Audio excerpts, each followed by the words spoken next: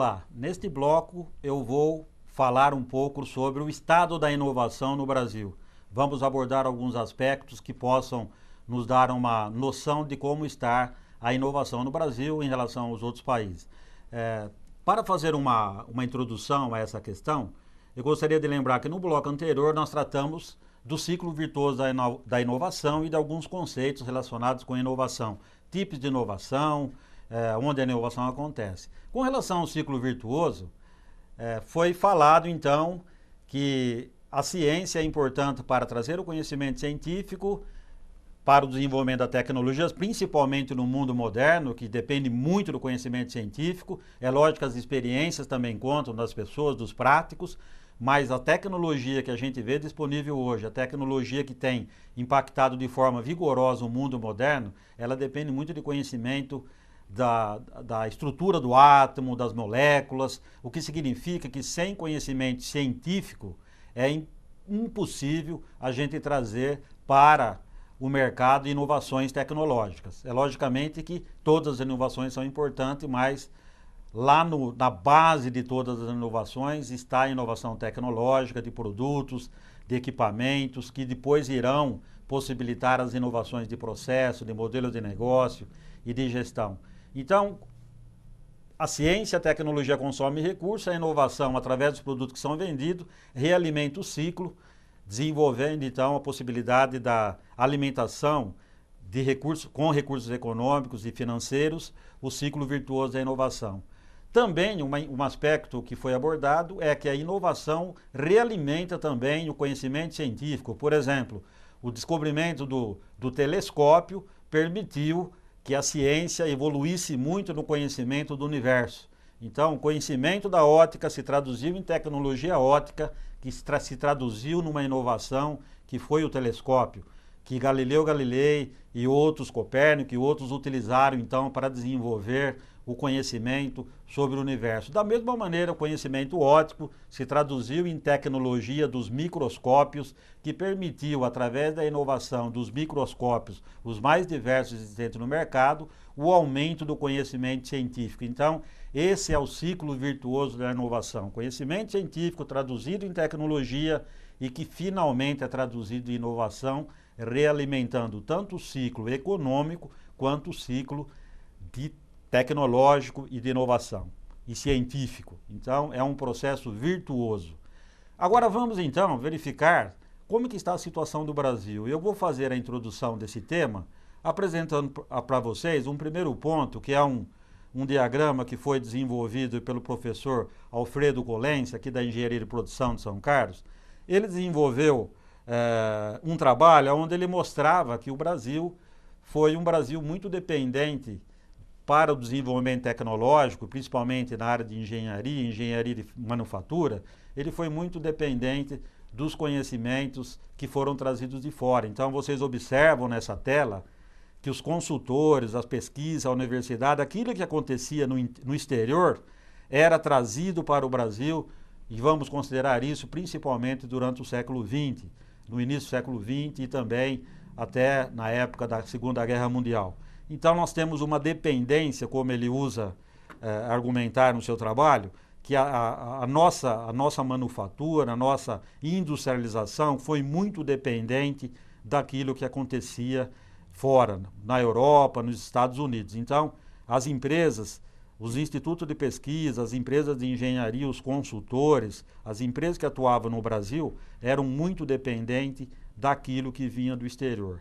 Na tela seguinte, eu também mostro um pouco das causas que são relativamente consideradas por todos. Logicamente que existem estudos acadêmicos, científicos, detalhando muito bem essas questões, principalmente na área de economia, na área do desenvolvimento econômico e industrial. Mas aqui nessa tela eu apresento, então, algumas causas desse atraso brasileiro. No processo de colonização, nós tivemos um processo de colonização que perdurou, um processo de colonização de dependência de Portugal, e durante um bom tempo também Portugal dependia da Espanha, e Portugal também dependia de uma série por uma série de tratados também do próprio Império anglo-saxão da Inglaterra, enfim, da Grã-Bretanha. e nós tivemos então um processo de colonização que atrasou um pouco a industrialização brasileira, que começou na realidade com um pouco mais de vigor a partir da vinda de Dom João VI em 1808. Também tivemos uma cultura empreendedora incipiente, até em função do processo de colonização e também considerada pelos pesquisadores algumas questões relacionadas com a própria religião majoritária existente no Brasil, que por uma questão de perfil dogmático também trouxe algumas dificuldades quando comparado a outros países para a implantação da cultura empreendedora no país. E, finalmente, uma industrialização tardia. Nós tivemos, por exemplo, a primeira Revolução Industrial acontecendo no final do século XVIII, 1760. Naquela época, o Brasil praticamente era um país totalmente agrário. Depois nós tivemos a primeira Revolução Industrial do ferro, depois nós tivemos a segunda Revolução Industrial da energia elétrica, já no final do século XIX, 1850, segunda metade do século XIX, e também nós estávamos ainda engatinhando na questão da industrialização. E, finalmente, a Revolução da Microeletrônica, principalmente a partir da década de 1950, e o Brasil também acabou perdendo. Nós perdemos a onda da primeira Revolução Industrial, da segunda e também da terceira. Estamos tentando agora pegar a chamada quarta onda de desenvolvimento econômico, de desenvolvimento científico e tecnológico que muda como as coisas são feitas, com a biotecnologia, com a nanotecnologia e com outros conhecimentos aí, principalmente em nível estrutural, molecular e também atômico. Mas, de qualquer maneira, a nossa industrialização, então, foi tardia. Uma industrialização que as coisas aconteciam na Europa e nos Estados Unidos, e no Brasil nós estávamos apenas engatinhando ou nem tínhamos começado. Por outro lado, nós temos uns aspectos que eu apresento aí, que é a questão da instabilidade política. Estivemos durante muito tempo discutindo aspectos de orientação política, que tipo de orientação política o país adotaria, a questão da dicotomia capitalismo e socialismo, comunismo, e também a questão de instabilidade política, levando a uma instabilidade econômica, porque quando não se tem estabilidade política, dificilmente se consegue ter estabilidade econômica. Então, tivemos a instabilidade econômica e, por fim, as dificuldades que, com uma economia instável, leva à dificuldade de planejamento empresarial. Então, essas causas são causas amplamente já trabalhadas pelos economistas, pelos pesquisadores que cuidam de analisar a evolução da industrialização brasileira. E voltando então aqui para a tela, vocês vão observar que uma das soluções é a educação em ciências. A educação em ciências porque a gente pode perceber que o desenvolvimento tecnológico se traduz em força econômica, a força econômica se traduz geralmente em desenvolvimento social.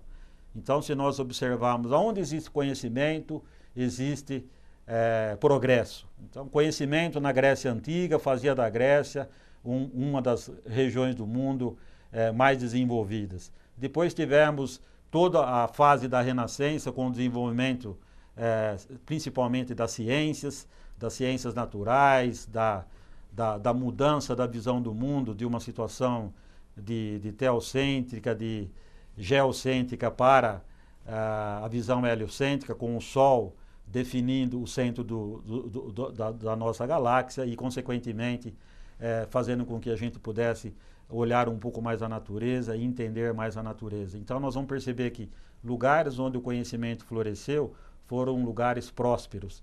Então, nós vamos observar que, no mundo moderno, o conhecimento é um conhecimento fortemente baseado no conhecimento científico, em todas as áreas, nas áreas de ciências exatas, de humanidades, na área de ciências biológicas e assim por diante. Então, a educação é o principal pilar para que a gente possa ter o progresso e o desenvolvimento econômico que deve se traduzir também no desenvolvimento social. Bom, para o desenvolvimento sustentável, vocês vão observar que a gente precisa, quer dizer, é um conceito que foi definido lá na década de de 50 por um pesquisador argentino, Jorge Sábato, que ele definiu aquilo que a gente denomina de triângulo de Sábato, onde ele apresenta que o desenvolvimento é possível através da ação conjunta, da ação sinergística criada entre esses três agentes, as empresas, os governos e as universidades, interagindo fortemente, trocando experiências, dialogando, refletindo sobre os problemas da nação, sobre os problemas das regiões, das cidades, e com isso nós conseguiremos então ter o desenvolvimento econômico. Empresas fortes, governos interessados no progresso e conversando com essas empresas, dialogando com essas empresas, com as universidades e esses três agentes de uma forte interação. Então, esse é um aspecto muito fundamental. Empresas fortes, governo estruturado, ambiente político estável e também as universidades produzindo conhecimento novo, trazendo informação científica e tecnológica para esse ambiente florescer do ponto de vista econômico e do ponto de vista de desenvolvimento social, que é o objetivo final de qualquer sociedade, a qualidade de vida e o bem-estar.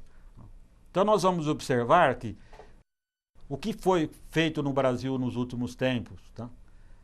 A gente criou no Brasil, né, os brasileiros representando todas as pessoas e atuando no governo federal, estaduais e municipais, criando esse ambiente favorável à ciência, tecnologia e inovação. Então, como eu tinha colocado, o ciclo virtuoso está aqui em azul, né? Ciência, tecnologia e inovação, e nós tivemos que criar, então, e eu vou chamar de o ciclo virtuoso seria o sistema, e nós tivemos que criar, ao longo aí do século XX, no começo também, algumas ações no começo do século XXI, o subsistema de pesquisa, principalmente através da ação do CNPq, que desenvolveu um sistema muito forte, o CNPq, a CAPES, enfim, uma série através do Ministério da Ciência e Tecnologia, também criado há 25 anos atrás, um sistema de pesquisa muito forte. Estão formando pesquisadores através de iniciação científica, através de mestrados, doutorados, um programa muito bem sucedido de formação de pesquisadores, um programa de pós-graduação. Então, nesse ambiente, criamos esse subsistema, principalmente a partir da década de 50 até o início do século XXI, até o início do ano 2000. Se a gente observar também do ponto de vista evolutivo, para que a tecnologia pudesse se transformar em inovações, nós temos que ter um subsistema de empreendedorismo, né?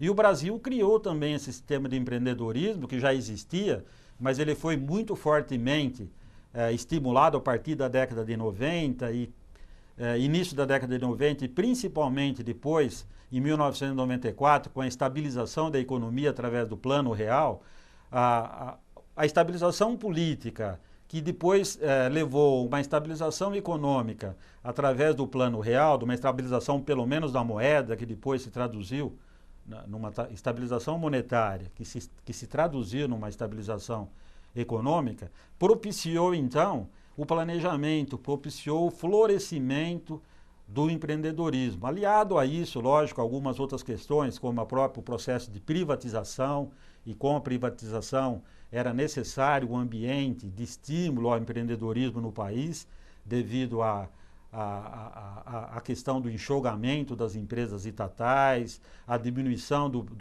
da presença do Estado na economia. Isso também fez com que esse sistema de empreendedorismo fosse estimulado.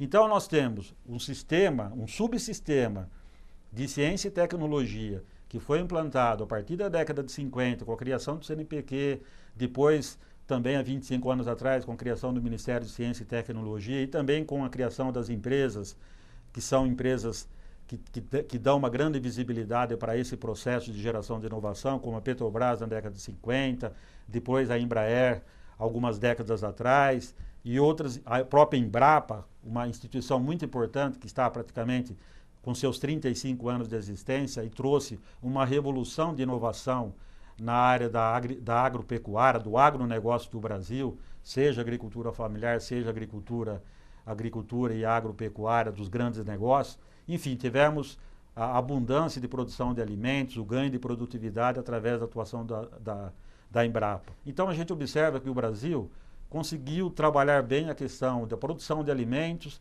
e também estamos chegando num momento muito interessante, com uma matriz energética muito interessante para a produção de combustíveis renováveis e também mesmo os combustíveis fósseis com o aumento da produção de petróleo. Então o Brasil tem dois pilares muito importantes hoje que estão se consolidando de uma forma muito vigorosa, que é a questão da produção de alimentos e a questão da produção de energia, que são dois pilares importantes para ter um ambiente econômico que possa crescer através do uso da energia e ao mesmo tempo que possa dar qualidade de vida a pessoas através da alimentação. Então nós vamos observar que nesse primeiro momento, nós tivemos então esse desenvolvimento do subsistema de pesquisa e depois do subsistema de empreendedorismo. Nós percebemos isso principalmente na questão do empreendedorismo na década de 90 para cá, então. Estabilização da economia, o rejuvenescimento do sistema de apoio às pequenas empresas, da micro e pequena empresa, através da mudança do perfil de atuação e também da própria gestão do SEBRAE, que era uma gestão até por volta de 1990, era uma gestão pública e passou a ser uma gestão do setor privado, através da Federação do Comércio, da Federação da Indústria, dos bancos de fomento do país. Então, uma outra dinâmica da Fiesp, da Ciesp, uma outra dinâmica de gestão do sistema de apoio à micro e pequena empresa.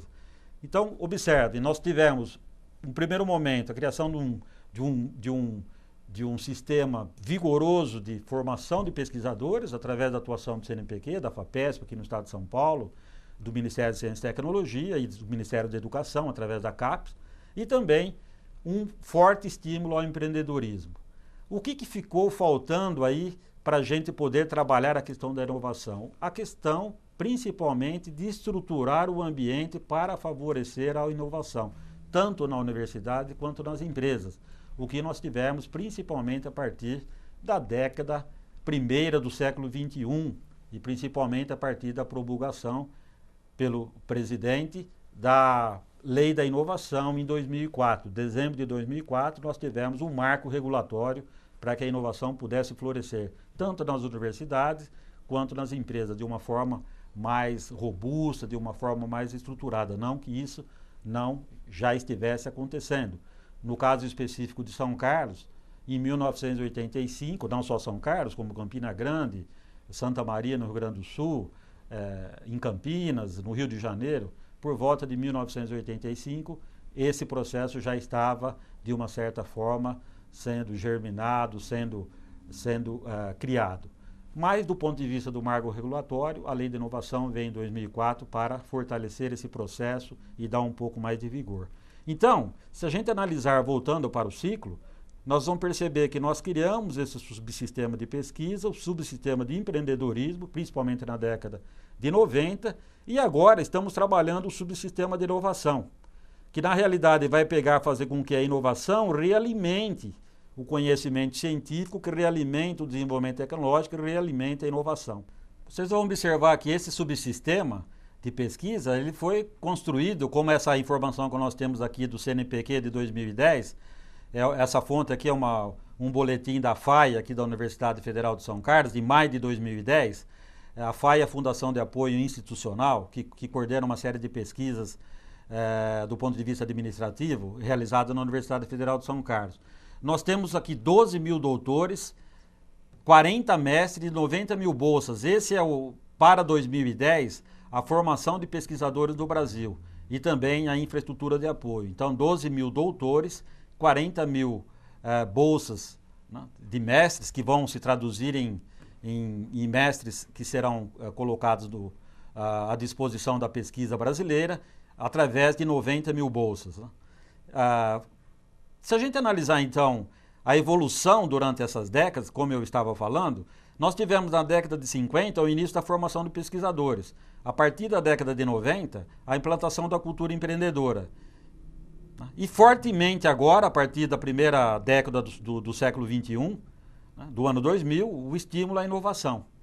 Então, nós vamos perceber que esse ciclo virtuoso da inovação, traduzido pelo conhecimento científico e tecnológico de inovação, ele está completo e esses subsistemas estão plenamente em em movimento agora. Quer dizer, nós temos a pesquisa sendo trabalhada, nós temos o empreendedorismo sendo trabalhado e temos também a inovação tecnológica traduzindo todo esse esforço e levando então bem-estar às pessoas, e levando novos produtos para o mercado e solução para os problemas brasileiros.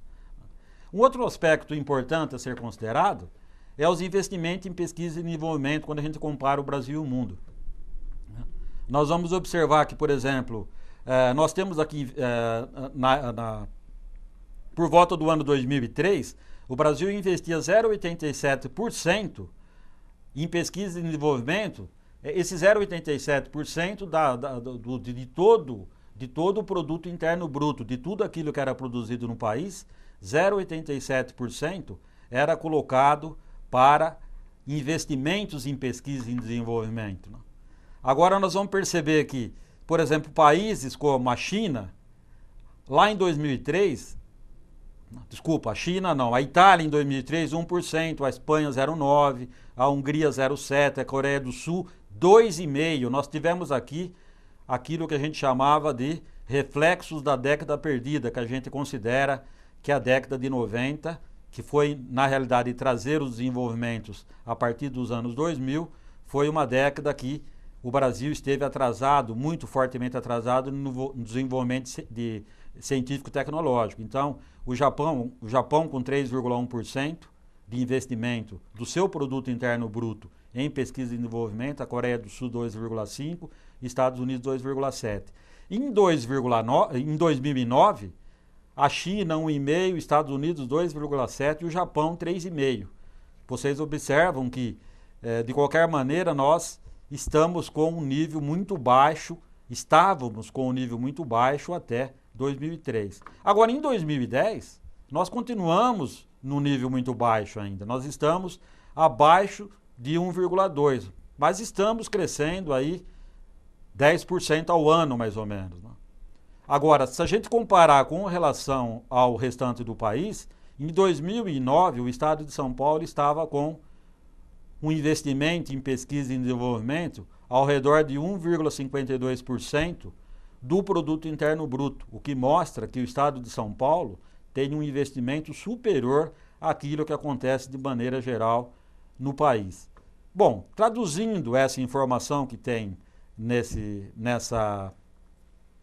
slide que eu estou apresentando, vocês vão perceber que, de qualquer maneira, estamos num nível muito baixo, algo ao redor de 1%, um pouco mais de 1%, enquanto a Coreia do Sul estava e se mantém com algo em torno de 2,5%, o Japão com alguma coisa em torno de 3%, e os Estados Unidos agora e a China já ultrapassando o desenvolvimento em PID do Brasil. China com 1,5%, Estados Unidos com 2,7%, mantendo alguma coisa parecida com o que ele tinha lá no começo do novo século, do século XXI, e o Japão com 3,5% no ano de 2009.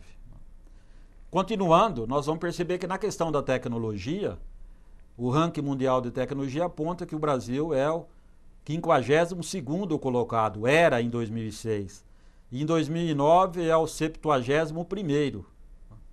Então, nós somos uma das 10 economias do mundo e no desenvolvimento tecnológico, principalmente essa tecnologia chamada tecnologia relacionada com a tecnologia de informação, que envolve muitos componentes eletrônicos, muitos produtos eletrônicos, software, hardware.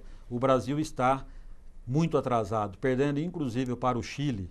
Como vocês podem observar, em 2005, o primeiro era Singapura, em 2004 o primeiro continuou sendo, o primeiro passou a ser os Estados Unidos, Singapura foi para o segundo lugar. De qualquer maneira, a gente observa que o Brasil está muito atrasado no desenvolvimento tecnológico, principalmente na tecnologia de informação. Outro aspecto que vai também trazer uma informação interessante é que o investimento em pesquisa e desenvolvimento em relação ao produto interno bruto no ano de 2005, nós vamos perceber que o Brasil está aqui, olha, no nível de 1%, não chegando a atingir isso, ou seja, o investimento em pesquisa e desenvolvimento pelo Brasil não atinge 1%, isso lá em 2005, E nós vamos ver então todos esses outros países, Espanha, Itália, Nova Zelândia, Irlanda, República Tcheca, China. Nós vamos perceber que esses países, né, estão à frente com muito mais vigor no desenvolvimento. Então, por exemplo, nós vamos ver aqui a Suécia, quase em torno de 4%, nós vamos ver a Finlândia com 3,5%, nós vamos observar aqui a Dinamarca com 2,5% e o Brasil ao redor de 1%, um pouco menos de 1%. Então isso também mostra que o nosso investimento em pesquisa e desenvolvimento ainda está muito baixo comparativamente à nossa posição. A economia brasileira hoje é uma economia que se classifica em relação às primeiras economias como a 8ª economia do mundo, e na realidade nós estamos muito atrasados no desenvolvimento e no investimento em pesquisa e desenvolvimento. Isso vai se traduzir então pela quantidade de patentes, como eu mostro nesse novo slide. Vocês vão observar que em patente o Brasil era o 29º colocado em 2001, 28º em 2008 e o 24º em 2009.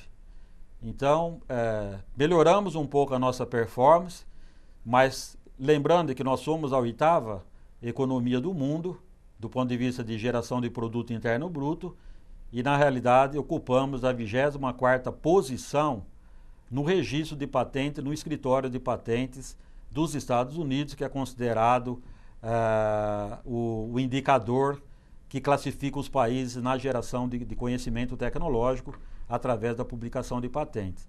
Então vocês vão perceber aqui alguns detalhes. O Brasil, por exemplo, em 90, registrou 45 patentes no escritório de patentes dos Estados Unidos. A Coreia do Sul registrou 290, Taiwan 861 patentes. Em 2001, evoluímos um pouco, evoluímos para 125, multiplicamos aqui por 3, né? Mas a Singapura multiplicou muito, multiplicou por 20, foi de 16 para 304. Né? A Coreia foi de 300 para 3.700, mais do que 10 vezes, 12 vezes, alguma coisa parecida com isso. Taiwan foi de 861 para 6.545. Se a gente comparar o crescimento, a gente vai ver que a gente cresceu muito nesse período. Enquanto o Brasil estava ainda iniciando um processo de democratização do país, de melhoria da sua economia através da estabilização da economia, que nós temos o Plano Real em 1994, estamos discutindo a economia, eles estão crescendo vigorosamente na geração de patentes, o que significa de um conhecimento tecnológico singular, exclusivo. Aí nós vamos perceber que mesmo em 2003, 2007, a nossa performance na geração de patente, 2009, é muito pequena ainda. Nós geramos em 2009 480 patentes registradas nos Estados Unidos, enquanto, para a gente ter uma ideia da força de outros países, a China registrou em 2008 1.536 patentes, 3 vezes mais que o Brasil. A Índia 636 alguns anos anteriores, alguns anos antes de 2009, principalmente em 2008. E os Estados Unidos, então, para a gente perceber a força dessa nação na criação de inovação tecnológica, registrou em 2009 45.700 patentes.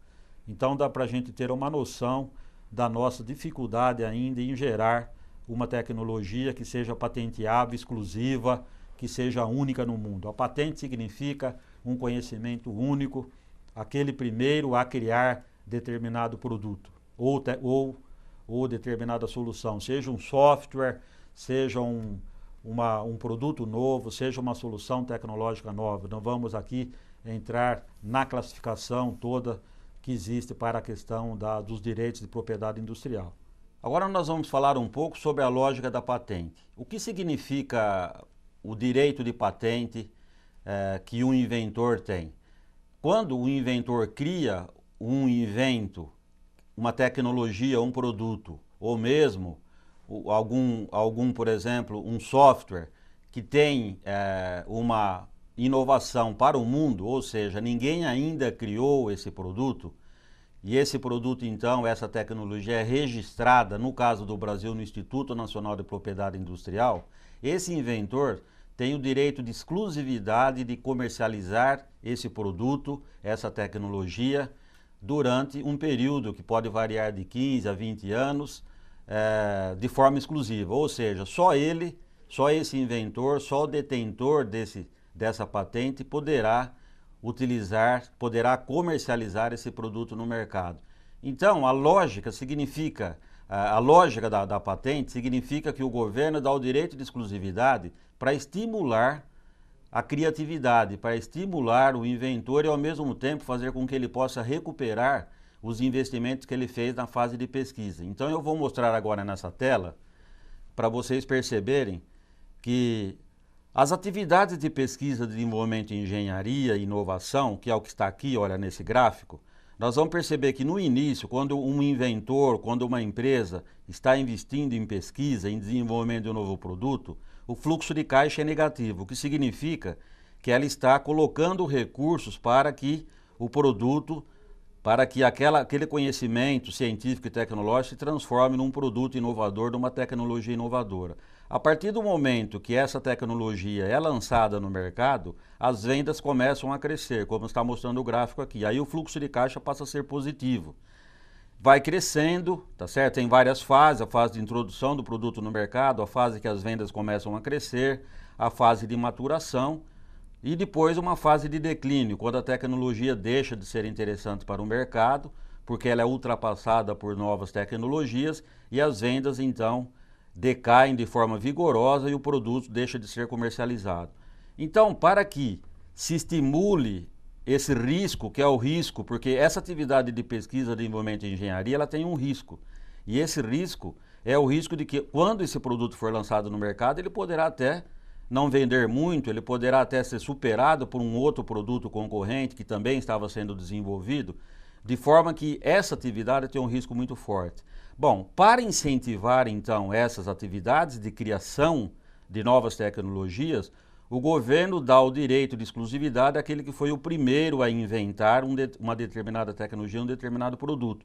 Aí ele pode então, ao longo desse tempo, de alguns anos, de 15 anos, 20 anos, vendendo de forma exclusiva esse produto no mercado, ele possa recuperar aquilo que ele investiu aqui. Então, na realidade, a lógica da patente significa estimular a criatividade. É por isso, então, que lá naqueles indicadores que eu mostrei anteriormente, sobre a taxa de criação de patentes no Brasil, aqueles indicadores que colocam o Brasil na 28ª posição na criação de patentes, é o indicador internacional de inovação dos países, né? Países que possuem mais patente são países registrados nos Estados Unidos, que é o escritório que coordena toda esse registro de patentes em nível internacional. O país que tem mais patentes registradas nos Estados Unidos é o país mais inovador, é o país que tem pessoas mais criativas, que tem empresas mais criativas. Então, a lógica da patente nos mostra que criar um invento, estimular a criação de tecnologia, significa ter um país mais criativo, e isso tem algumas vantagens, principalmente na questão econômica, porque patentes, se alguém for produzir aquela tecnologia ou se utilizar daquela tecnologia, terá que pagar então royalties, que é uma comissão pelo uso daquela tecnologia. Assim como hoje, por certo, empresas como a Embraer, como a Petrobras e outras empresas brasileiras estão pagando pelo uso de tecnologias que foram criadas lá fora para que ela possa usar a tecnologia que ela está aplicando aqui no Brasil. Assim como também a Petrobras tem patentes, a Embraer também tem patentes, que quando uma empresa lá fora se utiliza dessas tecnologias patenteadas, também paga para a Petrobras e para a Embraer também royalties, uma comissão pelo uso dessas tecnologias. Então, vamos verificar agora um pouco como que está a questão de registro de patente. Patente significa uma inovação para o mundo. Significa ser o primeiro a ter desenvolvido aquela tecnologia, aquele software ou aquele desenho industrial. Então significa ser o criador, o primeiro a criar e dar conhecimento ao mundo daquela criação, por isso registrando uma patente. Então, a situação do Brasil, como vocês observam aí, olha, é uma situação que nós tivemos 0,3% das patentes, aqui não está aparecendo o porcento, mas esse indicador é que nós tivemos 0,3% das patentes registradas no mundo em 2009. E tivemos 2,6% dos artigos científicos produzidos no mundo. Significa que nós participamos com a produção científica do mundo com um indicador importante, com um número importante, um percentual importante de artigos científicos, 2,6% dos artigos científicos produzidos no mundo. Essa aqui é uma fonte do CNPq de maio de 2010. E geramos só 0,3% das patentes, o que mostra um descompasso. Também produzimos, em 2007, 8.885 artigos científicos, publicados em revistas indexadas, em revistas acadêmicas. Então, a taxa de crescimento na publicação do de artigos científicos pelo Brasil é 10,9%, que é uma taxa de crescimento muito interessante. Crescemos muito mais do que o México, que foi 6,7%, que o Chile, 5,8% e que a Argentina, 4,8%. Então, produzimos muito conhecimento científico. Mas, por outro lado, estamos produzindo muito poucas patentes que são registradas lá no instituto que registra as patentes nos Estados Unidos. Então, Brasil e Argentina, um outro indicador interessante, Brasil e Argentina têm o maior índice de colaboração na publicação de artigos científicos do mundo. Na realidade, o Brasil e a Argentina são países que cooperam muito no desenvolvimento de conhecimento científico e tecnológico. Esse é um aspecto interessante que mostra uma interação muito forte entre os cientistas brasileiros e os cientistas argentinos na produção de artigos científicos. O que nós precisamos fazer, então, segundo esses indicadores, nós precisamos traduzir esse conhecimento científico em benefício da própria população, em benefício do próprio país, no sentido da geração de patentes, porque a hora que nós tivermos tecnologia patenteada, essas tecnologias irão trazer, tá certo, royalties, que é o pagamento pelo uso dessas patentes por empresas, não só brasileiras, como por empresas também internacionais, empresas estrangeiras. Então, a geração de patente, o registro de patente significa ter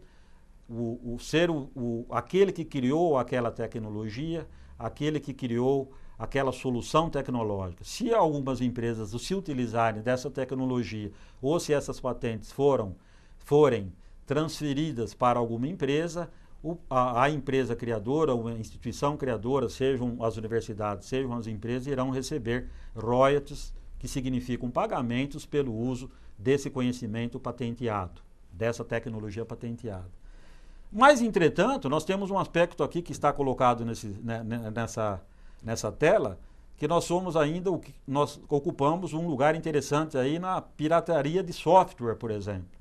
Então, isso não é um indicador muito interessante, significa que nós estamos ainda com dificuldades para ter um ambiente regulatório e também um ambiente de fiscalização que possibilite que aqueles que criaram a tecnologia, no caso aqui, que criaram um software, por exemplo, tenham o direito de receber pelo conhecimento que se traduz, então, numa solução de gerenciamento, numa solução tecnológica traduzida ali pelo direito, por aquele software que é utilizado nos computadores e que foi desenvolvido por empresas, que foram desenvolvidos por pessoas. Um outro aspecto também interessante a gente observar nessa questão das patentes, essa aqui é uma notícia agora de fevereiro desse ano, de 2010, que, por exemplo, a empresa Xerox é uma das líderes em obtenção de patentes, ela foi em 2009. Ela registrou 706 patentes em 2009. Ela teve um crescimento de 16% em relação a 2008. Ou seja, essa empresa registrou mais patentes, uma única empresa americana registrou mais patentes que o Brasil. Como nós vimos, o Brasil registrou 400 e poucas patentes em 2009 e só essa empresa registrou em 2008 706 patentes. Né? Para a gente perceber a importância desse conhecimento, uma nova impressora multifunção, essa impressora que aqui está apresentada, impressora modelo 9200 da Xerox, ela significa a utilização de 361 soluções patenteadas e pedidos de patente. Quer dizer, essas soluções que foram patenteadas e também que foram solicitadas ainda a patente, que não se encontram ainda registradas, suportam uma inovação. Então é interessante a gente perceber que uma impressora que está no mercado tem por trás, do ponto de vista de conhecimento tecnológico, 361 patentes. Quase que tudo aquilo que o Brasil conseguiu produzir no ano de 2008, 2009. Um único equipamento. Então, essa impressora utiliza a tecnologia de tinta sólida livre de cartuchos para reduzir o custo das páginas a cores em até 62% e o desperdício em até 90%. Esse modelo estará disponível no mercado nos próximos meses. Então, essa aqui é uma fonte que traz essa informação de junho de 2010. Então, vocês vão perceber que uma única empresa, num único produto, registrou 360 patentes, que significa conhecimento que aquele grupo de pesquisadores, que aquele grupo de trabalhadores dessa empresa conseguiu traduzir num conhecimento que não existia ainda no mundo e que agora está sendo colocado num produto que, se for um produto como aparenta ser aqui, eliminando a redução de cartucho, livre de cartucho, irá provocar talvez uma nova revolução nessa questão de impressão. Então isso mostra a importância, quer dizer, esse esforço de pesquisa se traduz numa tecnologia que, colocada no mercado, poderá então dar exclusividade, no caso a Xerox, para explorar essa tecnologia. Então aqui isso mostra como é importante essas soluções tecnológicas inovadoras que se traduzem em patente. Por isso que é importante o estímulo à patente em qualquer país. Dentro dessa questão de que, como está regulado o mundo, que as patentes trazem direito aos seus inventores. Existem questionamentos sobre essa questão de patentes, existem cientistas, existem governos que questionam, mas é o que está hoje vigente no mundo. Por exemplo, se a gente for analisar o reflexo da inovação, o Brasil ainda compra tecnologia. Por exemplo, em 92, nós tivemos que pagar, por adquirir tecnologia, 200 milhões de dólares. Em 2005, 1,3 bilhões de dólares. Então, nós vamos ver que o Brasil está se desenvolvendo, está crescendo, cada vez mais precisando, pagando royalties, pagando por aqueles que possuem patentes para que a gente possa se desenvolver. Então, um dos motivos é que é mais barato comprar tecnologia do que desenvolver e envolve menos riscos. Só paga royalties sobre as vendas, né? A questão da patente é se nós utilizarmos para desenvolver, por exemplo, para extrair o petróleo do pré-sal, para desenvolvermos tecnologias de inclusão social, para desenvolvermos tecnologia de modernização do país. Se nós utilizamos tecnologias que foram patenteadas por outros países, nós temos que pagar, então, em dólares ou nas moedas dos países, em euro ou outras moedas, por essa utilização de tecnologia. Então, parte da nossa riqueza é transferida para os detentores das patentes em outros países. É isso que mostra, então, esse quadro. O Brasil tendo pago, então, em 2005, como já foi mostrado, 1,3 bilhões de dólares por utilizar tecnologias que foram desenvolvidas por empresas de outros países. Então, enquanto a gente tem essa necessidade, nós estamos transferindo parte da nossa riqueza em pagamento desse conhecimento que se traduziu em tecnologia. Nós vamos também observar que as consequências dessa questão é que ninguém inova por inovar, né? Só quando a competição aperta e o mercado exige. Então nós vamos perceber que o Brasil começou a dar uma atenção muito forte para isso a partir da abertura do mercado à competição internacional, que aconteceu principalmente a partir de iniciativas do governo Collor de 90 a 92, depois na continuação através do governo Itamar Franco de 93 a 94 e também do governo Fernando Henrique Cardoso de 95 a 2002.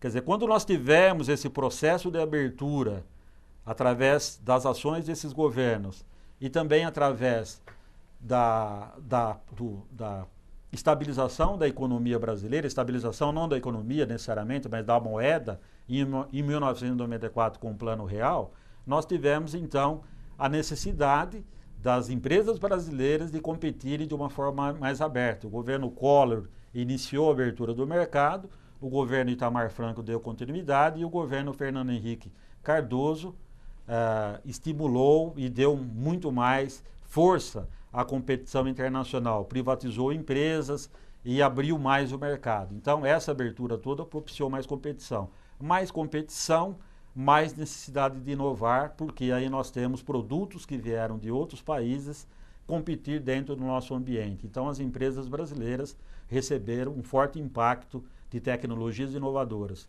Para as empresas se manterem competitivas, elas também precisam desenvolver produtos inovadores e, consequentemente, aumentar a sua taxa de produtos patenteados, de produtos inovadores.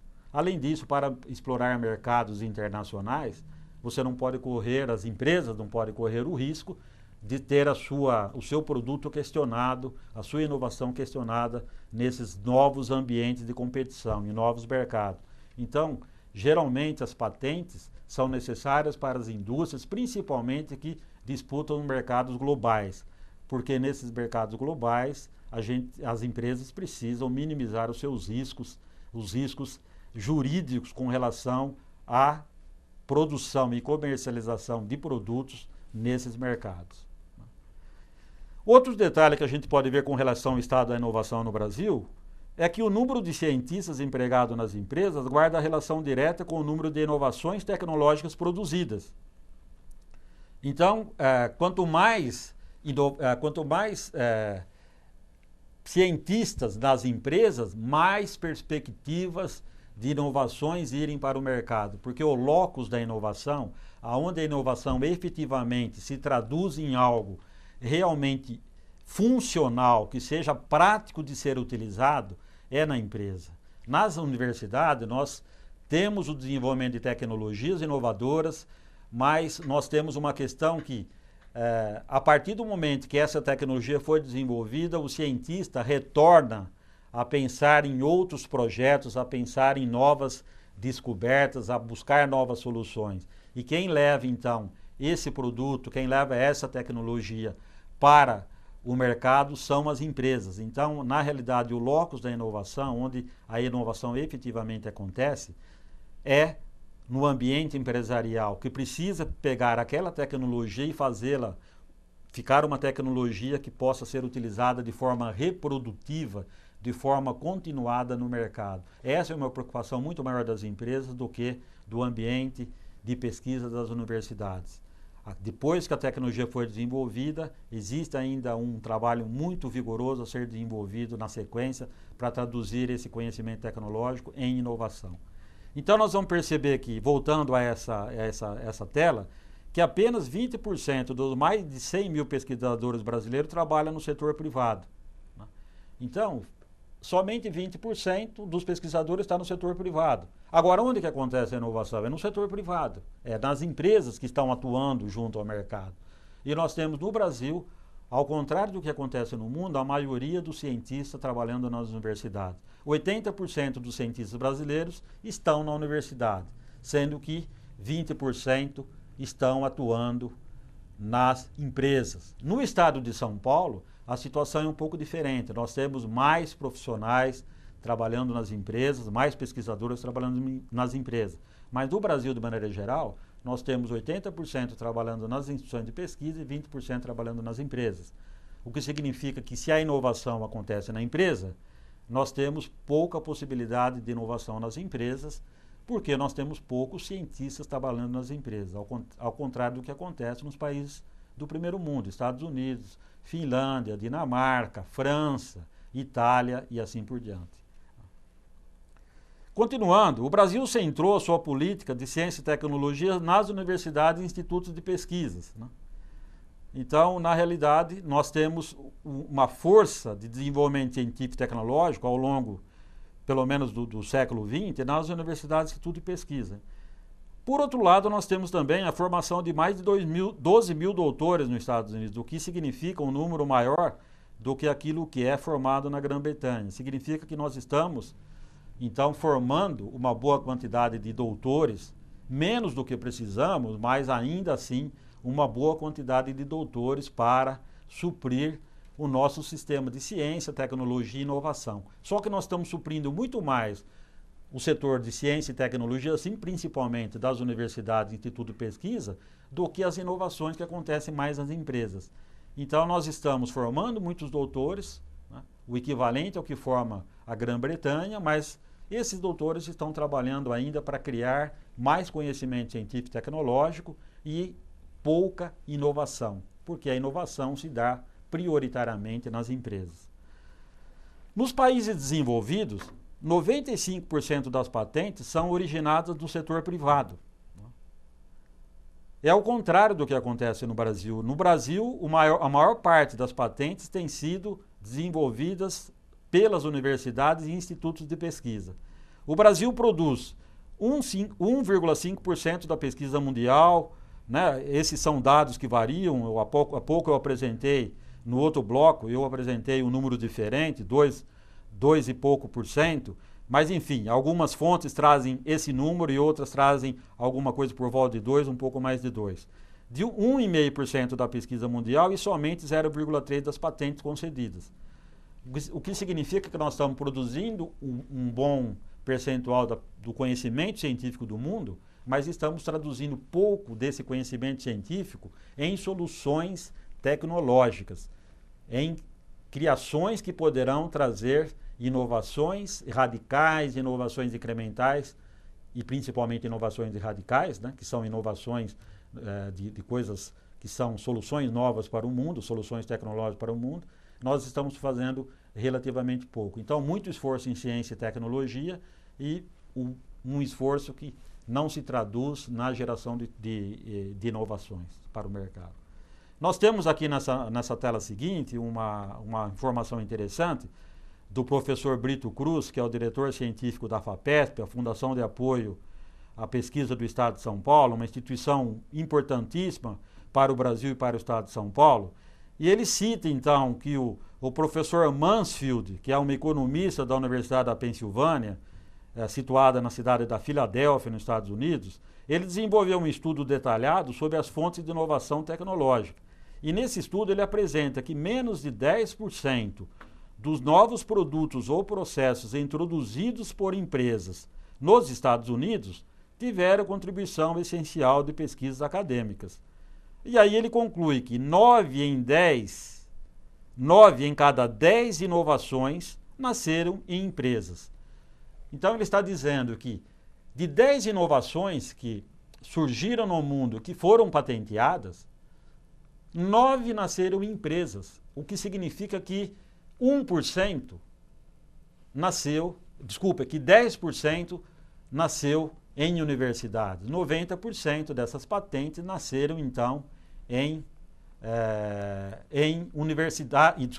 empresas que estão desenvolvendo tecnologias preocupadas com a sua aplicação. Ou seja, tecnologias que poderão servir para mudar os produtos que se encontram no mercado, para mudar os serviços que estão disponíveis no mercado. Somente 10% nasceu na universidade. Então, o esforço das empresas é fundamental. Agora, como é que as empresas vão desenvolver produtos inovadores, principalmente quando nós temos que as inovações do mundo atual são fortemente inovações empurradas pela ciência, pelo conhecimento científico, são inovações science pushed, que são então colocadas no mercado pelo conhecimento científico, se nós temos os doutores trabalhando mais na universidade do que nas empresas. Nós precisamos então levar os doutores para o trabalho nas empresas, que as empresas contratem mais doutores, que as empresas contratem mais profissionais com condições de criar nas empresas soluções inovadoras, produtos inovadores, processos inovadores, tecnologias de maneira geral que possam ser tecnologias exclusivas, que permitam à empresa então ter exclusividade de venda durante um bom tempo, 15 anos, 20 anos, dependendo do tipo de inovação. Então é fundamental que nós tenhamos pessoas capacitadas a trabalhar o processo científico dentro das empresas, porque é lá que é o locus da inovação, é lá que a inovação ocorre. E nós estamos um pouco ainda, como a 8ª economia do mundo, muito atrasado nessa questão. Nós estamos ainda gerando, além de gerar poucas patentes por ano, nós estamos também com poucos cientistas, com poucos pesquisadores trabalhando nas empresas, sendo que lá é o locus da inovação. Por exemplo, no estado de São Paulo, algumas informações que faz com que a gente possa perceber o estado de São Paulo numa situação um pouco diferente. Em 2008, o dispêndio em ciência e tecnologia foi 1,52% do produto interno bruto do estado. Né? O estado de São Paulo está numa situação um pouco melhor que o Brasil, que está com uma situação de 1,2% do produto interno bruto. Pesquisadores, por exemplo, em 1995 o estado de São Paulo tinha 25 mil, em 2008 50 mil pesquisadores. Então, nós expandimos muito essa capacidade de ter pessoas formadas com aquilo que a gente denomina de doutorado, né? Pesquisadores que possam trabalhar livremente aí a busca da inovação. 60% estão nas empresas, o que aqui é uma evolução em relação ao Brasil, porque no Brasil nós temos somente 20% nas empresas. No estado de São Paulo nós temos 60%. 34% estão trabalhando no ensino superior e 6% estão trabalhando no Instituto de Pesquisa. Então nós percebemos que o estado de São Paulo, até por ser o estado mais pujante do ponto de vista da economia do país, ele tem já esse perfil de empregar mais os pesquisadores. Agora a fraqueza, né? Num diagnóstico feito pelo professor Brito Cruz, né, nesse plano de ciência, tecnologia e inovação para o estado de São Paulo para os próximos 15 anos. Né? É um trabalho desenvolvido pela FAPESP de trabalhar aí um planejamento da ciência, tecnologia e inovação para os próximos 15 anos, publicado recentemente. Então, o estado de São Paulo tem interesse por essa fraqueza de disponibilidade de pessoal qualificado, ele tem interesse em multiplicar por 3 nos próximos 15 anos o número de pesquisadores para ter um peso internacional em pesquisa.